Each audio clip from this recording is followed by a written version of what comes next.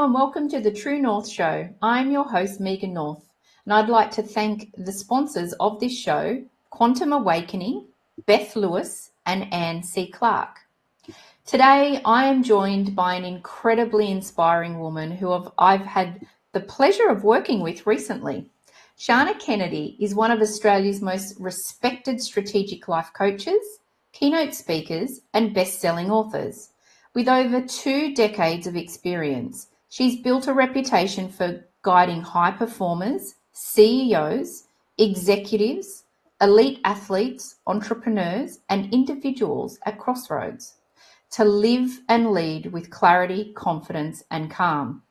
A master life coach and certified breathwork instructor, Shannah's work integrates evidence-based coaching frameworks with practical tools for self-awareness, self-leadership, and self-management.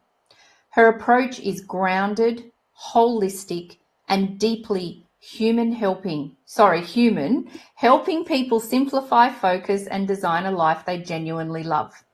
Shannah is the author of 8 best-selling books with Penguin Random House, including The Global Success, The Life Plan, Plan B, Elevate, and Restore. Her books are trusted by readers around the world as practical guides to managing burnout, finding direction, and sustaining high performance without sacrifice. As someone who lives with and manages chronic fatigue and depression, she embodies the principles she teaches. Her message is both professional and personal. Success is unsustainable without self-care, structure, and intentional rest. Based in Melbourne, Australia, Shannah lives a life she consciously designed, anchored by family, community, and the daily practices that restore her energy and joy. Her legacy is one of clarity, compassion, and empowerment, helping others step into their fullest potential, one deliberate breath and one conscious choice at a time. Wow, Shannah. Welcome to the show. I'm so thrilled to be having this conversation with you today. Oh, I'm excited to be here, and especially seeing that we have worked together. It's very exciting to be here to have a great conversation about all of these wonderful tools and tips. Absolutely. How does it feel for you when I read out that incredible bio? Bit surreal. It's like, is that me? I've been working from home for 22 years, sitting in this room for Wow. 22 years, all alone, building this business. I've never had a staff member, nothing. And it feels a bit surreal to think I did create a lot of things out of this space, and I've coached over 1,000 people through this space. So it's a very soulful room with a lot of stories in it, a lot of imagination in it, and a lot of creativity in it. And it's when you read that out, it's quite mind-blowing. It sort of doesn't sound like me.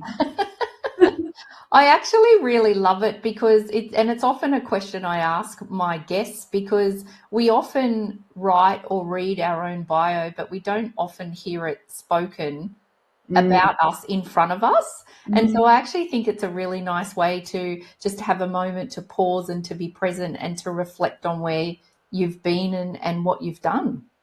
It really is, actually. And, I've got a husband, I've got 2 kids, they're 19 and 21. And as they grew up, I'd write a book, or I'd go on the stage, or I'd go on television, and they just didn't care.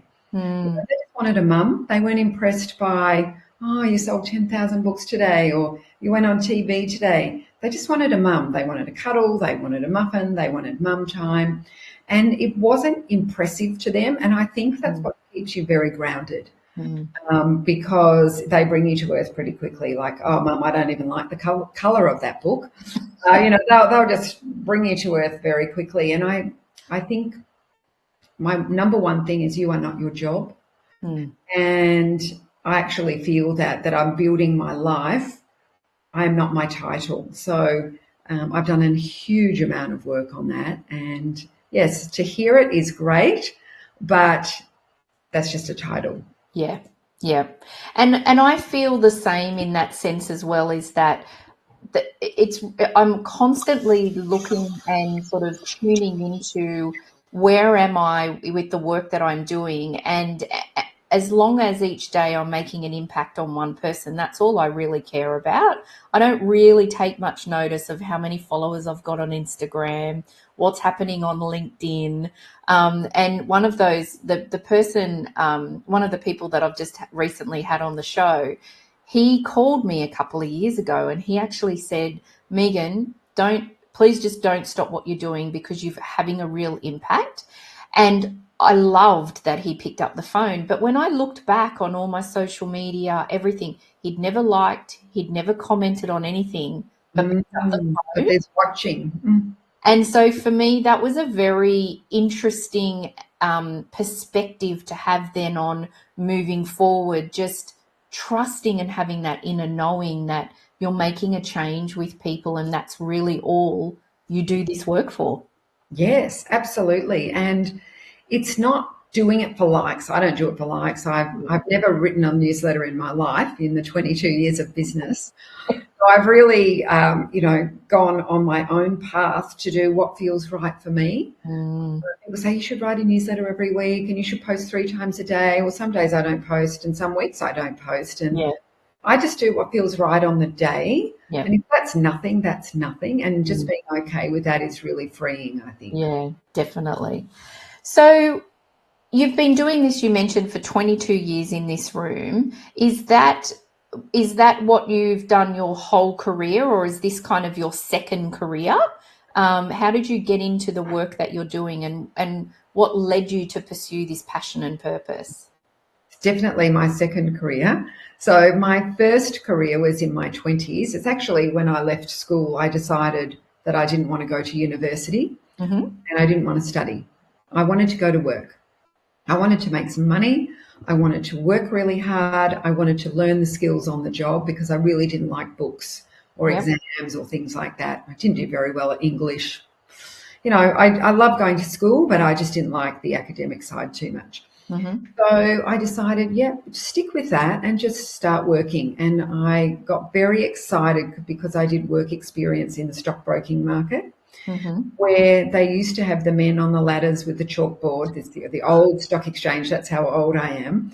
And my job was to run the tickets through all the screaming men to give it to the front man, and the front man would then write, the order up on the board.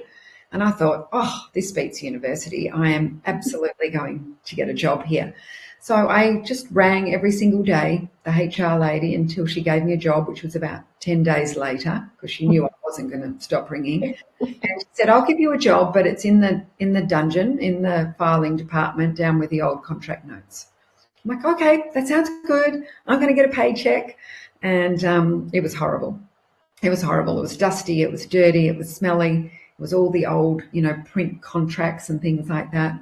But within a couple of years, I was one of the first girls to ever sit up on the trading desk and, be in that financial settlements market. And I was like, if you work hard, really lean in, you might not know everything and you might not have the skills, but you can learn the skills. So that's where it all started. And then I sort of had a good look around and thought, no, this is like the Wolf of Wall Street. Like, this is not where I do not want to be here. Yeah. It's actually against my own values. I didn't know what my values were, but it was that feeling in your belly.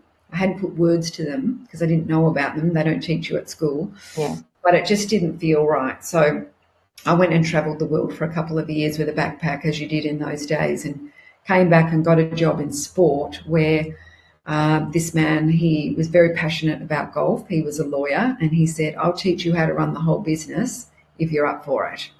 But you're starting as a secretary. And I was like, okay, that sounds great. Yeah. So it was golf. It was looking after 10 of the country's best golfers. It was learning how to run corporate golf days, negotiate contracts. I cried a lot because he just crossed out all my work in red pen, and he said, no, you need to think like me, speak like me. So it was a very small business, and he trained me how to really step up. So that was incredible. He then went to the US, and Ballet Sunglasses saw me at the golf and said, we need a Jerry Maguire, we need a sponsorship manager. Would you be willing to learn? So I was like, oh, okay, I will learn.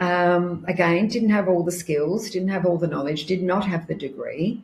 Thought maybe I'm a bit of an imposter here, a bit of a fake, because I haven't gone to university.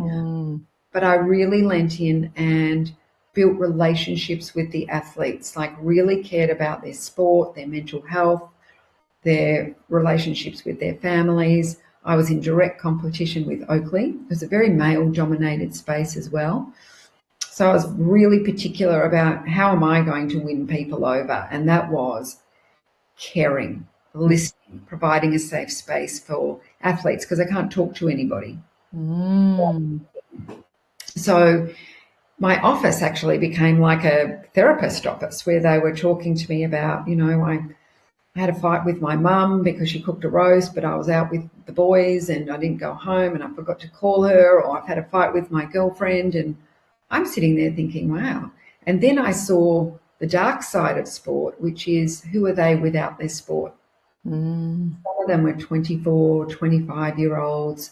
Their sporting career was over and there was a big black hole. And this is 22 years, 30 years ago. Wow. Yeah, nobody cared about mental health. It wasn't even a word. It was, burn and churn. It was, you're really great on the field, but don't need to know you anymore. So I married the job. I loved the job. It was 7 days a week, sports on the weekend. So I always went to all the sporting events on the weekend. I'm in my 20s. It's fast. It's furious. I've got lots of money. I've got thousands of friends because I have free glasses to give away. So I was invited to the opening of an envelope and I went and I did everything. And I had no regard for myself. I had no regard for my health, my mental health. I had no boundaries at all. I didn't know what my values were. I didn't know who I was without my job. And that all ended in chronic fatigue syndrome, which put me in bed for a year. Completely flatlined. Wow. Unbelievable pain. It's like having the worst hangover of your life, but you've never had a drink. You can't get your head off the pillow. My whole body and bones felt like they'd been hit with a baseball bat. It was incredibly painful. I couldn't turn lights on. I still can't read a newspaper because the ink burns my nose. 25 years later. And in that time, I went into a really deep depression because I've just gone from hero to zero overnight as well. And then I really thought about the athletes and what I had witnessed over the 10 years. And I thought, wow, someone's got to care for these people. So I actually ended up getting myself a coach to get out of the depression, not a therapist. But because I'd been around high performance, I thought natural thing to do is get a coach. Yeah. And setting goals like walking to the letterbox, setting a goal like maybe walking to the end of the street. Setting a goal like maybe turning a light on for an hour and then turning it off, maybe turning the TV on, but very, very softly. So starting to set goals and also unpack my old narrative, which was if you're not working as hard as you can, you're nothing, you're lazy. So rest for me meant lazy. It wasn't part of my high performance. Right. So when you think about athletes and they do their high performance, they also have high performance recovery. I didn't have that part. So that was the part for me that was incredibly exciting, was to rewire myself, rebuild myself as a human for high performance, but with sustainability. So I ended up studying life coaching because I was so excited then to coach my athletes into retirement and start a business from home that I could work around my health because there was just no support for health back then. Yeah. Wow. And that drive for you of that belief system that you had of if you're not working hard, then you're lazy. Like, where did that come from? Is that something that you learned as a child or? Yes, definitely. European parents who'd come out on the boat after the war and it was all about hard work. So if I ever sat on the couch, it was like, you're lazy. What are you doing? Go out, mow the lawn, wash the car, wash the windows. We've got to be working. Yeah. Rest was not anywhere near us growing up. Wow, that's just amazing. Amazing. Yeah, so I decided to become a life coach 25 years ago. Nobody had heard of it. So everybody thought I was a complete idiot, if I can say. It was like, why would you leave your Jerry Maguire amazing job, your life coach, whatever that is, never heard of it. Yeah. It sounds a bit, woo-woo to me. So, but my husband was the one who said, he was also in sport, and he said, no, you go, because it's needed. You can see it. You can see the gap in the market. You know what's happening. You've had an insight into all sides, and you should follow your passion. So he gave me 2 years to build a business. Right. Wow. You have to go to work. And so you saw that as well. There's no other option. This is what I'm doing. So yeah. So it was soul destroying in the beginning. Yeah, it would have been. It was, because people were saying, well, I don't know what a life coach is. Sporting clubs are like, oh no, do not mess with their heads.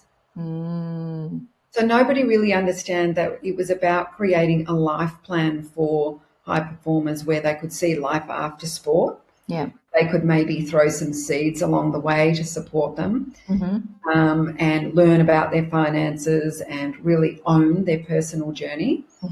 And I think for them it was a little scary. Scary back then. Yeah, definitely. So a lot of athletes actually just came to me on their own accord without telling anybody, and that's how the business took off. Ah, interesting. Isn't that interesting? And that would have been, I would imagine, a very defining moment for you early on, that they were coming to you but they're not telling anyone, because in your mind then you'd be thinking, okay, quietly they actually really need this this work that I'm doing. Yes, absolutely. Absolutely. And then I went to a football function and sat next to a man who was in banking. And he said, what do you do? And I said, I'm a life coach. And I'm like, oh, here we go. Anyway, he was really interested because I'd worked with athletes. He said, I want all the high performance tips into my team. Can you come over and do a talk? And I'd never done any talks before, ever. So that was a very big defining moment, because that was facing a very big fear. Absolutely.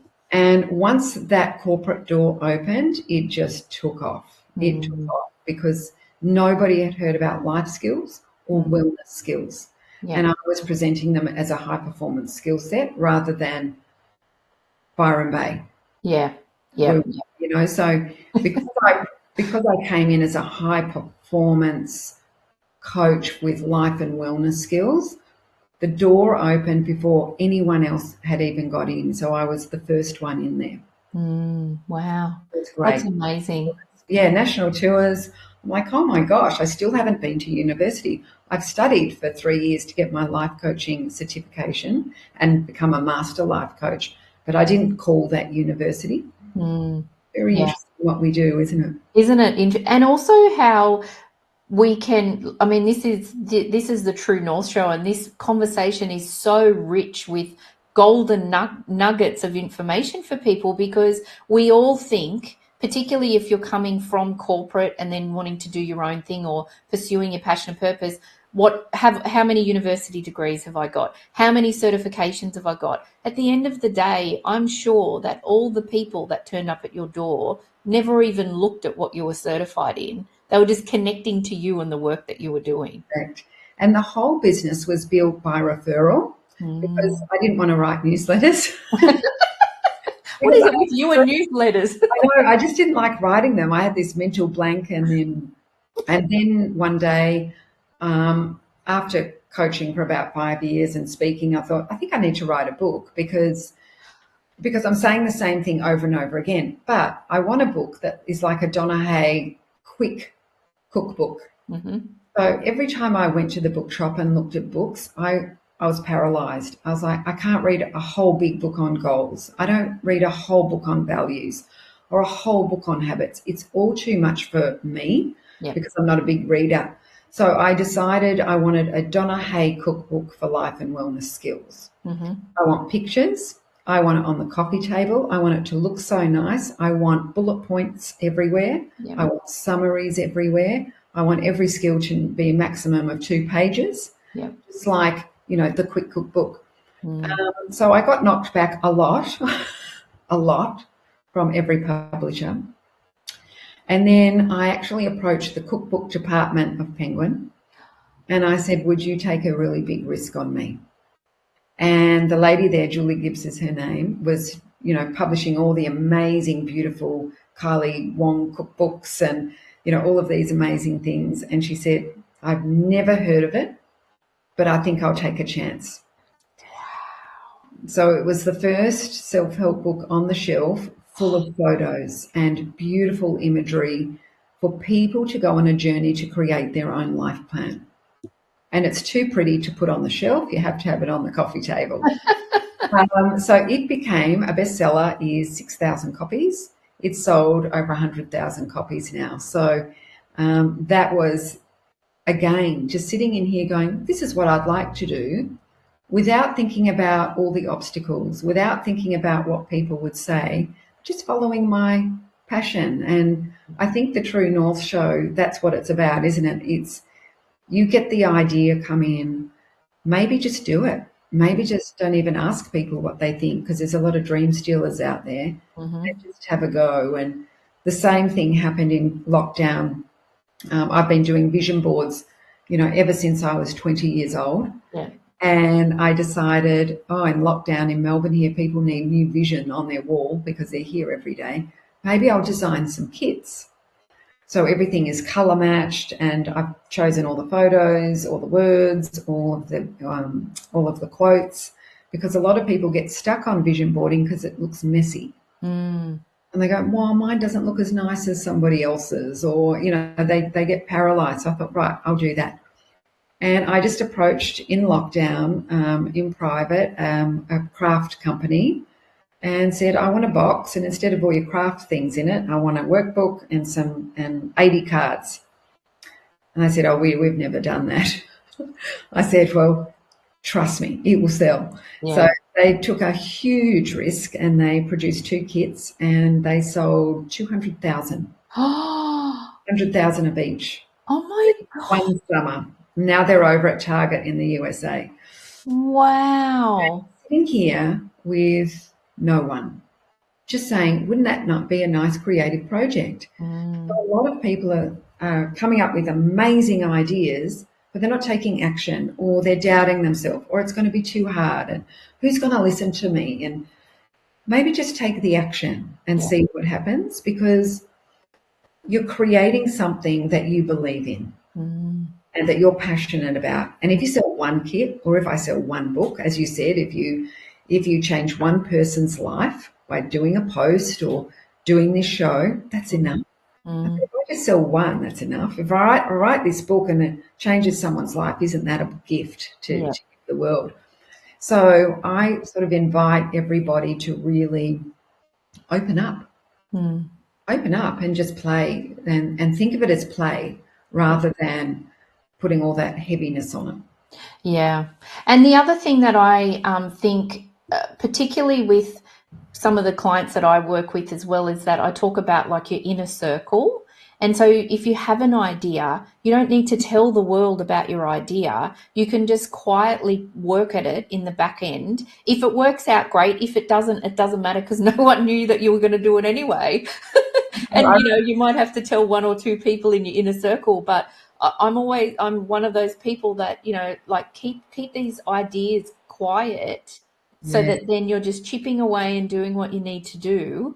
Otherwise, and then I feel like there's less fear because I haven't told 100,000 people. Yes, there's cheerleaders and dream stealers. Yes. We only need one cheerleader. Yes. And that's it. So I would always just tell my husband, maybe my mum, and say, oh, here she goes again on a crazy thing. Maybe one friend, and that was it. Yeah. Because I learned when I wrote the life plan at a barbecue, I told a couple of my husband's cousins, and they said, well, nobody reads books anymore, so that's a waste of time. Everyone listens to podcasts now. No one reads a book. Yeah. And I was so deflated, really deflated. And I thought, no, I cannot tell people. I just need to play for myself and enjoy the process for myself. And if it sells, it sells. And if it doesn't, that's okay too. Yeah. Yeah. Beautiful. Wow. And so what is it about the work that you do, like coaching people? What lights you up? What is it about this work that you really love? Like, why is it your passion and your purpose? Because I think it's my calling. I've been doing it for 22 years, as I said, and I still feel like I'm beginning. So there's no burnout, zero burnout. I love it. I only coach really on the phone, so I don't do Zooms. I do not very many face-to-face because it keeps my energy where it needs to be. It also makes them listen properly. It allows them to take notes, and it allows me to listen to what they're not saying. So we're listening better than if we're on the screen watching. So some people say, oh, no, I need to see your face all the time. And I say, we have to find another coach, because I think it's the most powerful way. All of the coaches I've had over my 20 years, I employ a coach every 3 or 4 years for myself. Keep learning, evolving, and remembering what it feels like to be on the other side. Yeah. And I insist phone only with them too, because I really get into their voice. Their voice then is embedded into my brain, and I never forget what they've told me. If I was looking at them, I might be a little distracted. Wow. So I've always just done it my way, and I really invite people to do you. Like, don't do someone else. Do you. Do what works for you. Stand by, what's best for your energy, and create it the way that is best for you, so that you sleep well at night and you're not resentful and you're not burnt out, and you can continue to love it. But what lights me up is being the lighthouse for people and just shining the light on where they could be going. And I see all the pennies drop. I can hear them dropping in their head, and seeing what they do by just reframing things, learning their values, me giving them really great tools and tips and sticky note things and writing on mirrors and facing the mirror and becoming friends with their best friend themselves and changing their language and giving themselves permission to be great, and, going through how they manage their time and their energy and their health, and really connecting with their 10-year older self. Oh, it is so joyful, incredibly joyful. When I say to someone, how old are you in 10 years' time? They all get all funny, and then I say, now that person's already there, and that's who you work for. That's why you're going for a walk today when you don't feel like it, or that's why you're going to the gym to lift weights when you don't feel like it, or not having that donut when you want it and you shouldn't be having it. You're serving this amazing human, which is yourself, in 10 years' time. Yeah. And once they connect with that person, they make incredible change. Yeah, absolutely. And it's one of the things that you and I worked on, and it really lit a fire under me, definitely, and it really resonated very quickly. Very quickly. Yeah, I love that. Yeah, I think it's about being practical and real, and making it very easy for people to create change by using sticky notes and vision boards, and the brain needs a map and signage. So if people are being coached but there's no signage, well, it's like someone told you the direction somewhere but you didn't plug it in the GPS. Yep. We need visual stimulation. I think 80% of the population need visual stimulation. So, when we have our sticky notes here all the time that remind us to breathe, or remind us how we want to feel, or remind us of our values. Mine's been sitting here. This silly sticky note's been sitting here for 20 years. That's the boss. So teaching them some of the basics that we don't get taught at school really lights me up. Yeah. Wonderful. It's beautiful. Now, I'd love to explore a little bit more about one of the relatively new things that you've started in your the work that you're doing in relation to the breath work. But I need to take a break because I need to hear from our sponsors. So we'll just take a short break, and then we'll come back and we'll explore that. And then I'd also love to just explore mental health and well-being and what it means for you, and tips and tricks that you may have as well. So Amazing. Great. Thank you.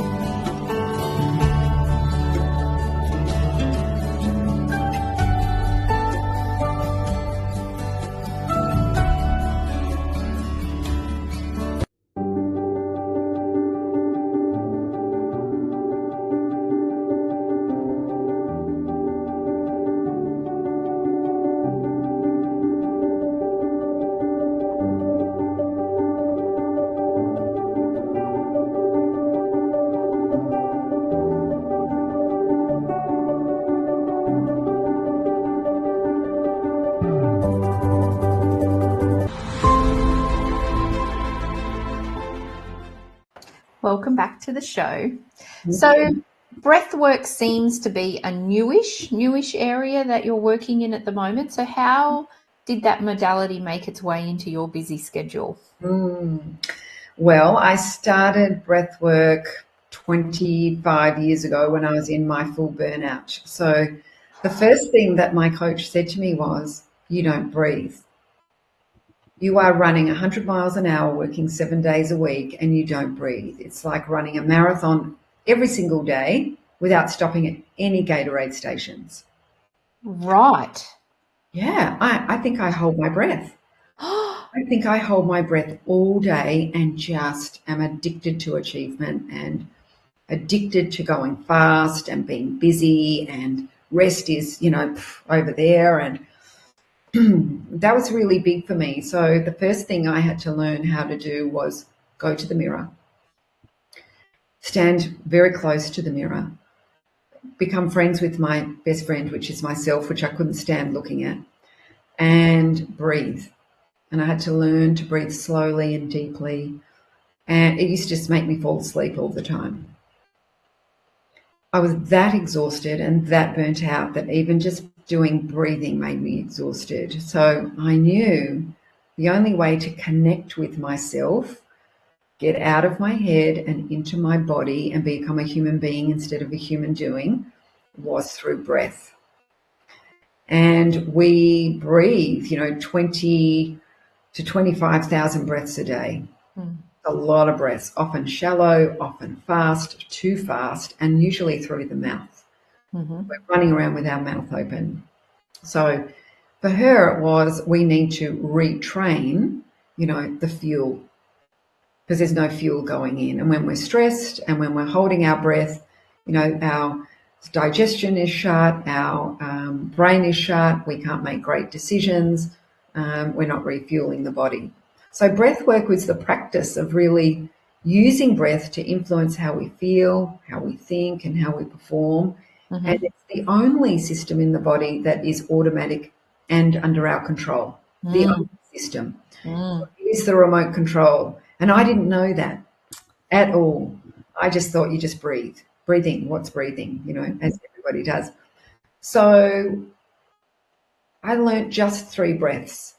So for 25 years, I've been taking 3 breaths. I don't meditate. I don't sit down for 20 minutes and breathe. I take 3 breaths every time I wash my hands, to stop, to ground myself. It's the Gatorade station.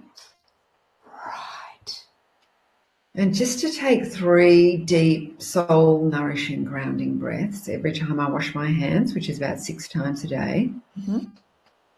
All of a sudden I was sleeping better. I wasn't waking up at 2 a.m. with a spinny brain. I felt really paced. I started to feel grounded.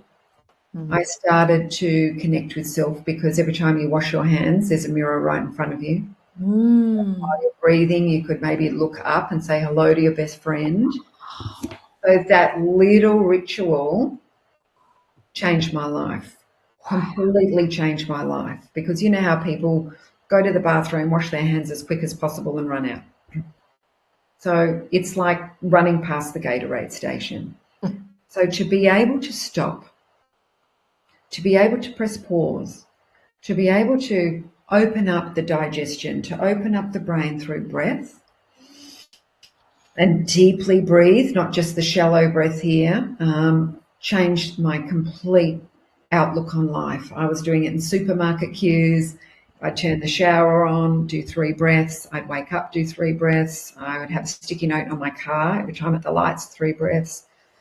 So it actually just became a ritual that was available to me all day, every day. It was the Kool-Aid for getting better. So I've continued that my whole life. I've had it on the mirror for 20 years, take 3 breaths, and sticky notes everywhere. I still have them now, like right here in front of me. And that's the boss. That's the boss, because if I'm calm, if I'm confident, if I'm grounded, and if I'm breathing, I could make some really good decisions. Yeah. Maybe I could shut down the inner critic a bit, and maybe I could just enjoy today like it's a play date on the planet. Yeah. And maybe I could find some lightness in everything. So fast forward to now, 25 years later, Both my kids have finished school. And after teaching them 3 breaths and my clients 3 breaths for 20 years, I thought, this is a skill I'd really love to study. I am finally ready to do some study. Right.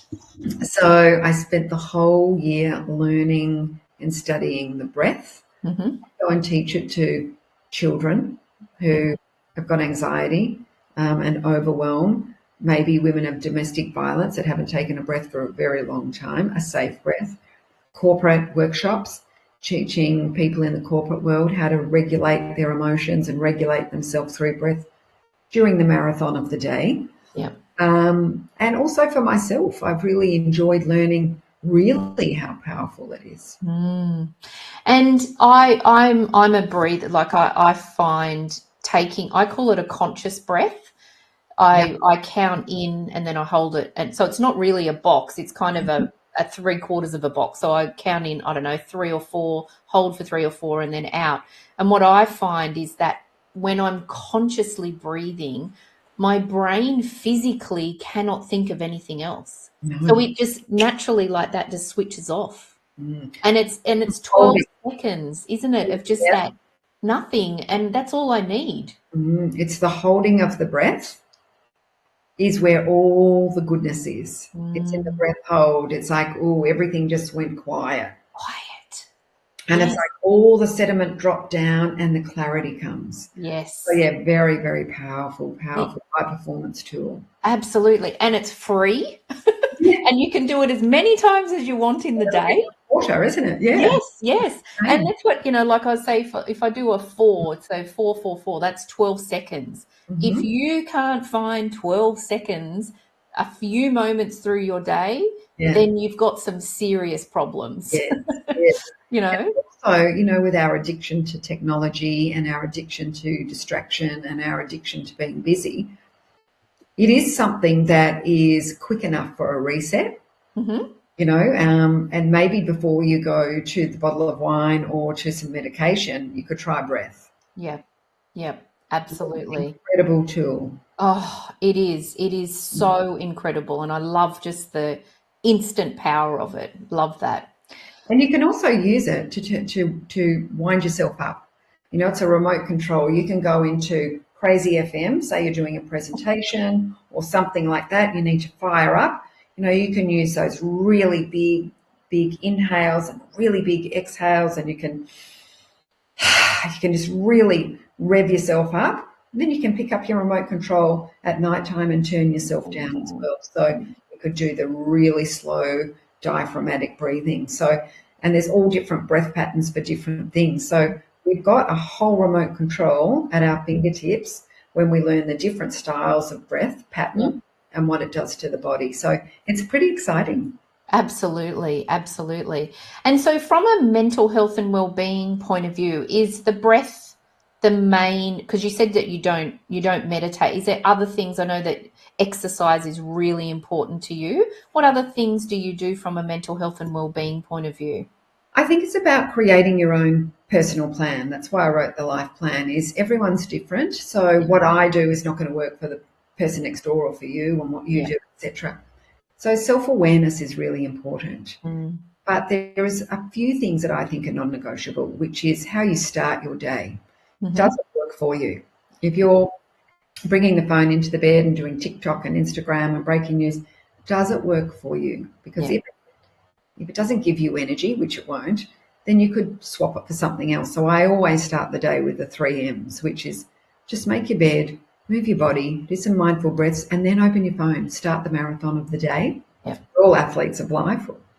All of us are running a marathon. So just starting your day with a couple of things that really serve you to feel like you're protecting the asset, which is yourself, before you let the world in. So whatever that is for you, for me, it's definitely make bed, move body for an hour, whether it's walking, going to the gym, yoga, Pilates, doesn't matter. With people, alone, it doesn't matter, but just be a human being first. When I come home, I do some mindful breathing, just a couple of minutes of, I get a play date on planet Earth again today, and I'm going to approach it with lightness and joy, and I am open to receiving, and do a bit of affirmation, and then bang, off we go, running the race. Yeah. The Gatorade stations are the 3 breaths all the time, even in between clients, 3 breaths, washing hands, 3 breaths, just 3 breaths. That's it. That's enough. Yeah. And then also we see athletes cooling down all the time. So if we want to be high performers that don't burn out, we need to really honor recovery and what your recovery plan is. Like, what is that for you? So for me, it's I brush my teeth after dinner, straight after dinner. Otherwise, I'm going to eat on the couch, and then I'm going to go to bed, and I'm going to feel like I just ate all that sugar and whatever. Shut that one down. So, that's what I do straight after dinner. And then I lie down and watch TV with my legs up the wall. For 15 minutes because we're sitting all day. We just need to invert a little bit. So lying down with my legs up the walls are non-negotiable, and then I don't get restless legs in bed at night, which is part of chronic fatigue. I get very, very painful legs. And then I do a bit of stretching and then the couch. So I don't just go from dinner to the couch. There's a little planned pathway to earn the couch. And I think over the years that's been very instrumental in my mental health because I'm not scrolling on the couch. Phone's gone away. I'm actually serving myself. I'm coming home to self at night. And I think that avoids all of that comparisonitis. It avoids us, having to process all of those images again before we go to bed. It's just too much. Yeah, absolutely. Yeah. Creating a personal plan with morning, how you pace the day and how you finish the day. Just a couple of non-negotiables for yourself to protect yourself. I think that's mental health and well-being. It's really caring for yourself and creating some boundaries. And I love that you've reiterated as well that, work out what works for you, because I think that is so important. It is so, like, I'm very spiritual, I'm very woo, but I actually don't meditate. The way I meditate is I pray. That's my way that I meditate. Perfect. It works for me. But, if I look at social media, it's like, you should be doing this and you should be doing that and you've got to be doing this and, it's whatever works for you. You want to use social media to get ideas to bring into your plan that motivate or inspire you, not to compare. So I think that's where people have to be careful who they're following. Yes. Everyone's meditation is different. It could be walking meditation. For some people, it's journaling. For some people, it's going for a run. Yep. It's just different for everybody. But know yourself. Get into that self-awareness piece. Absolutely, absolutely. And so do you have a particular client story that really sticks with you? Like over the last 22 years, what's one person that you've worked with that really sticks with you? Oh, I've got so many. I think a very common one, which happens over and over again, is people starting their day the wrong way. And no signage, no signposts. So tomorrow starts today. So tonight when they go to bed, it's getting people to lay out their clothes for the morning because they're just not used to exercising in the morning. So laying their clothes out, putting a little sticky note on the basin in the bathroom that says, yep, get outside, or, the brain actually needs things, or you've set up the podcast that you're going to listen to or the music. Getting people really switched over into becoming the driver, not the passenger. Yeah. The stories are incredible. People who have never moved in their life have started to move. Moving shifts your hormones. With a new hormonal shift, they can create different narrative in the brain, change your state, change your story, change your life. It's been enormous. From there, they then can connect to themselves. And when we're moving, we're motivated. So that opens the door to a lot more conversation that we can have because they're inspired by themselves. And then we look at the 10-year or 20-year-older self. And I think when people know their values and can put the words to it, the actual words. So for me, it's health, family, achievement. I now know the exact words that everything has to fit into. So if I took that 6th conference this week, how does that help my health? It doesn't. Yes, it feeds my sense of achievement, but I'm not going to see my family. I'm actually going to say no. Yeah. I'm going to say no. Yeah. It's not actually adding to my values or my sense of self, and it's just going to burn me out. So I think a lot of people have said to me, now that I know the words, I have clarity. Yeah. Now that I have clarity, I can create direction. Once I've got direction, I can build a purpose. The purpose is to serve your values. So there are so many stories of people who were really down and out or quite depressed or quite anxiety driven or just surviving, who got out of the passenger seat and went around and sat in the driver's seat. Yeah. Yeah. And kick-started the whole thing. And that when you get clear on your values, I think it is such a powerful way to really to live your life, because I find that values help you put boundaries in place. Because then if you're making a decision based on your value or values, then there's naturally a boundary. So when I look back to my 20s working 7 days a week, because I didn't know my values, I didn't have the words, I couldn't articulate, nobody had taught me. I just kept saying yes. I got the disease to please. It was all about yes. I had the wrong narrative in my brain. And unfortunately, we just don't learn this stuff at school. So it's usually later in life when we have a life event, or we fall over, or something happens, that we do phone the coach and say, I need some skills. And then we can reset everything.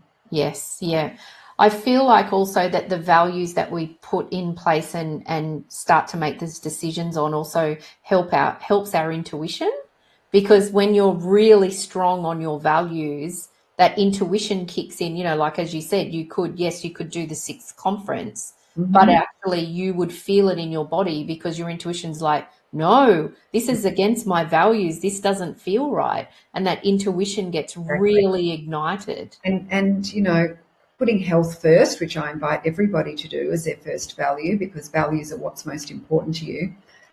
And not it meaning health, am I healthy?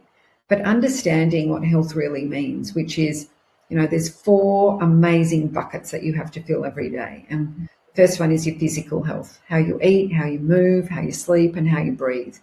So every day you've got a job. For the rest of your life is to fine-tune it. Pop the lid, fine-tune it, like in the car, and say, well, that doesn't work for me anymore, or eating on the couch doesn't work for me anymore. Just finely tune one habit at a time. How we said small change, big impact. So how you eat, how you move, how you're sleeping, and how you're breathing. You can finely tune. So there's your purpose for life right there. The second bucket is your mental health, and that's that computer in the brain. It's what we're telling ourselves. It's the stories that we have that need to be retold in a better way for a better outcome. So my story about being lazy, if I ever sit down, it took a long time to rebuild without feeling unbelievable shame and guilt for sitting down. Now I love having an afternoon nap. It's fantastic. Feel quite liberated. And, that self-talk, that's really important. Emotional health is the third bucket that people don't talk about, which is, your heart space, your feelings, your kindness, your empathy, your joy, your gratitude, your sadness, your compassion. That takes hits all the time. So, learning to fill it with your gratitude practice, which for me is the smallest things. It's never anything big. It's, oh my gosh, I pressed that switch and the light came on. That's just incredible. Or it could be, I turn the car and I've got wheels and I've got a bed and I've got running water and I've got a shower and I've got soap. Like I really go into the minutia. And so my emotional health is very high. And then there's spiritual health, as you know, which is belonging to something bigger than yourself. And so when people say, I don't know what my purpose is, you've got purpose for life right there. You've got a lot of topics to study. You've got 100,000 podcasts you can listen to on all of those topics to educate yourself. You have a job right there in the first value. So they get very excited then, because they're like, oh, yes, I can study. I can listen to things. I can read books. I now have a purpose. Which was completely missing before. Wow. So we actually only have a couple of minutes left. I'm a bit shocked as well. I thought, oh my gosh, we've only got a few minutes left. I knew that we would dive into some beautiful things, so thank you. So I'm going to ask you the same question that I love to ask all of my guests before we finish our conversation. So what is one lesson or truth that you've learned on your journey that you wish you had known earlier? That it's not a race. Yeah. We need to embrace the pace. It's not who gets there first. It's actually just enjoying your journey and actually letting yourself enjoy the day rather than, I've got to go as fast as I can, but maybe embracing a bit of pace and the breathing and the 3 breaths and the washing the hands. They're my Gatorade stations, and I wish I'd learnt that a lot earlier. But it has served me so well over the last 20 years. Beautiful. Wow, what a beautiful way to end our conversation. Thank you. Thank you for just sharing so much today, your time, your energy, everything that you have shared. I'm inspired, and I have no doubt that everybody that's watching and listening will be inspired too. So thank you so much. My pleasure. They're all simple, they're all achievable, they're all practical, and we only need to change one at a time. Just one thing, even from our conversation, just one thing. If you write one sticky note, amazing. Yeah. But implement it, and that's success. Yeah, beautiful. Thank you so much. Thank you for having me. You're welcome. And I'd also like to thank all of our amazing and dedicated audience, my supporters, the sponsors of this show. And I hope that everybody has an amazing rest of the week, and I'll see everybody again next week. Thanks again.